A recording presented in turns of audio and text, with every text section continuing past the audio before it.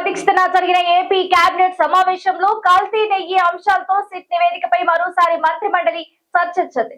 ఇక ఏపీలో ఏ living lab ఏర్పాటు విషయంలో ఎన్విఐడిఐఏ భాగస్వామ్యానికి కేబినెట్ ఆమోదం తెలిపింది. అసైన్ ల్యాండ్స్ చట్ట సవరణ బిల్లుకు, తిరుపతిలో state data centre, disaster recovery centre ఏర్పాట్లకు కేబినెట్ ఆమోదం తెలిపింది. అమరావతిలో రివర్ ఫ్రంట్ అభివృద్ధికి పీపీపీ మోడల్లో అనుమతి ఇవ్వడంతో పాటు రామాయపట్నం పోర్ట్లపై నర్సింగ్ ప్రభుత్వ గ్యారంటీలకి మంత్రి మండలి ఆమోదం తెలిపింది. సీఎం చంద్రబాబు అధ్యక్షతన జరిగిన ఏపీ కేబినెట్ సమావేశంలో కల్తీ నెయ్యి అంశంలో సిట్ నివేదికపై మరోసారి మంత్రి మండలి చర్చించింది.